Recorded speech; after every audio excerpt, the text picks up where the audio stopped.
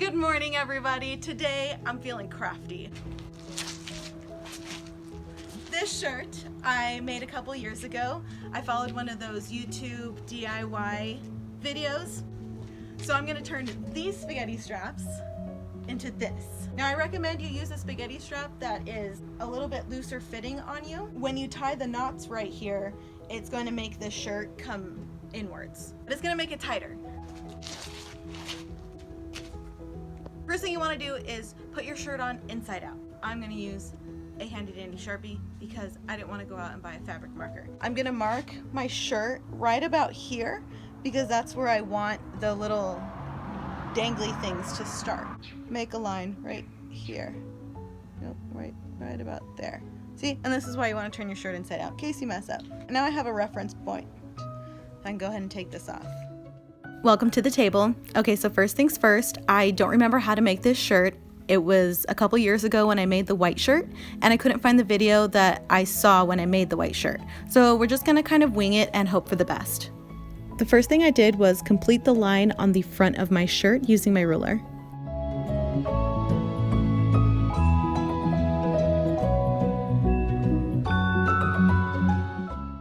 Looking at my line now, it's not even, which is bothering me, but that's okay, we're moving on. We need to make the line on the back. I did this and realized that my line wasn't going to be straight, so I had to adjust. I decided to do this instead, and it worked beautifully.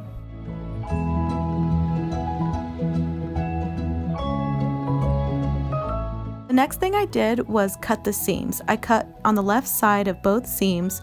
I can't remember what my logic was doing this, but it seemed like a good idea at the time, so I went with it.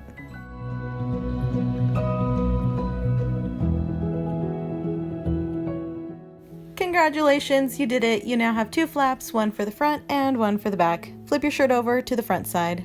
Next, we are making the dangly things. So in theory, I thought it would be great to make them about an inch apart, but at the end there, things were getting a little weird, so I just left it and started to make my lines.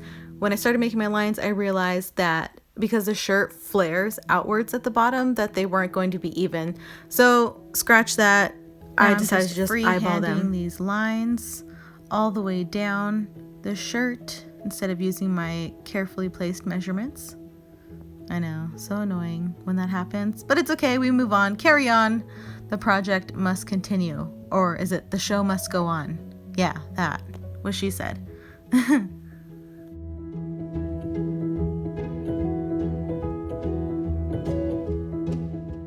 Okay, flip your shirt over and do the same thing on the other side, all the way down. When you get to the end, it's not going to look right, but that's okay. Just leave it, move on. And for the most exhilarating part of the entire project, the cutting. Grab your scissors, stretch your fingers out, and get to work. Make sure you use the absolute dullest scissors you can find, you know, just to keep things interesting.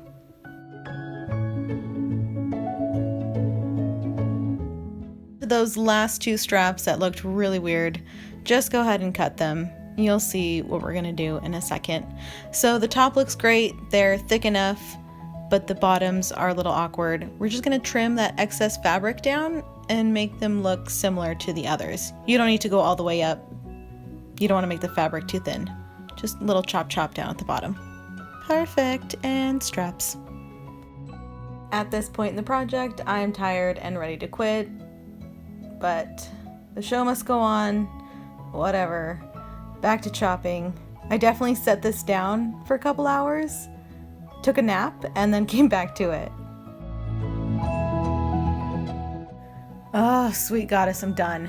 Thank goodness. It's time for another nap. So I'm back, we're live, and we're gonna start tying the knots. You're gonna wanna fold your shirt so that the seam is facing towards you, because you're gonna grab the seam and one strand from the right, and you're gonna tie them into a knot. Nothing special here, just tie them like a regular knot. Just take your two strings, take the right one, put it over the left one, go under and through the loop. You know, that stupid bunny around the hole in the tree crap. Now that you've tied those together, they are now a couple. So take one string from the couple and one string from the right and tie them together. Tie them exactly the way you did the first two in order to create this like braid looking thing. You'll see. We are going to continue this type of knotting all the way around the shirt. Grab one from the left and one from the right, tie them together. Just like that. See that cool looking braid thing? So my shirt's still inside out, so the braid's on the inside of the shirt. After I started making the braid, I realized it might have looked cuter on the outside, but I was too lazy to unknot all of those knots and go back to the beginning. So I just continued on and hoped for the best. So I'm getting down to the end here. I'm on my last two knots and I couldn't quite remember how I started the next row of knots. There I am contemplating what my next move is going to be. Oh yeah, so there it is. What I did was I took those two strings and I tied them together kind of like how you tie a balloon. That's the simplest way I can put it.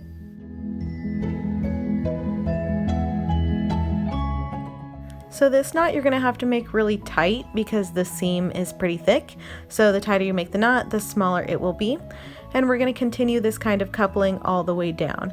Just grab two new strings, tie them together kind of like how you would tie a balloon, and push the knot as far up as you possibly can.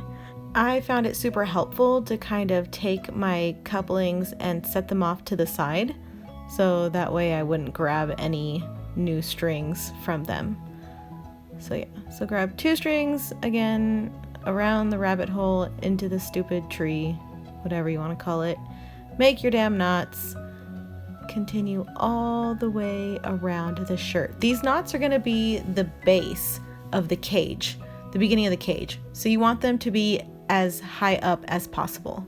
So we're getting pretty close to the end here, and we are going to start our second row of knots. And it's going to be a little bit different from the first set of knots. You're going to take one string from one of the couplings on the left and one string from another coupling on the right and tie them together like a balloon. Sorry for my super exposed hands, but yeah, so there it is. And it's going to create kind of like a diamond shape. See that? Okay, now I'll grab that string and one new string from the right and tie them together. I really hope that made sense because you're going to have to do that all the way around the shirt 2 more times. You can make that diamond cage go down as far as you want. I don't want it to go down too far because I like the dangly things, that fringe kind of look. So I'm probably only going to go around 2 more times. At this point in the project, I have traded my coffee for a mimosa. Totally feel that I've earned it. Ooh, that first sip of mimosa just lit a fire under my butt because all of a sudden my production level just shot through the roof.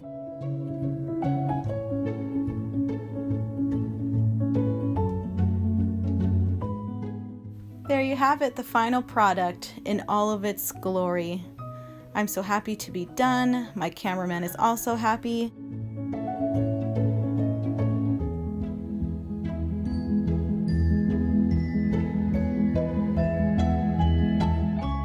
Look at me, look at my shirt.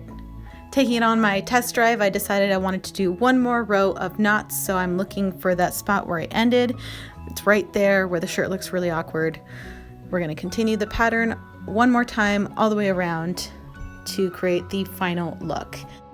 I'm so sorry for the harshness of the light. I hope nobody has a headache or has gone cross-eyed. I'm very happy with the final product. I'm feeling super cute, and now we're going to move on to the next one. This time around, I'm using a silver Sharpie, and I'm marking the shirt on the outside because when I turned it inside out, the shelf bra made things a little weird. I originally was going to style this shirt the same way I styled the brown shirt, but at the last minute, I thought that a V shape might be more fun. So I have this V shaped mapped out on both the front and the back of the shirt. Now I'm going to do the lines, and instead of free handing them like I did with the brown shirt, I'm going to use the width of my ruler and create the lines all the way across the front of the shirt. I really like the way this shirt looks right now, but then I got all these ideas and I was thinking, oh, it might look really cute if I take these lines all the way up and make more of a diamond shape. I think this looks super cool, so I'm going to do the same thing on the other side and start cutting up the shirt. After I started cutting, the doubts just poured into me. The shirt didn't look right, but I really wanted to see what it was going to look like in the end, so I carried on. Now that bottom flap, I had no idea what to do with it, so I just left it for now. I know it's ugly, but we'll come back and deal with it later. Now the next thing I did was start the, what's it called? The cage, the knot cage. So my plan was to make the knots all the way along the perimeter and then work my way to the center. For this shirt, I decided not to do the braid looking thing like I did on the brown shirt. I just went straight into making my balloon tying knots. As I'm making these knots, I'm just not loving the way that they're turning out. So I'm gonna speed right on through this part and get straight to the final cut.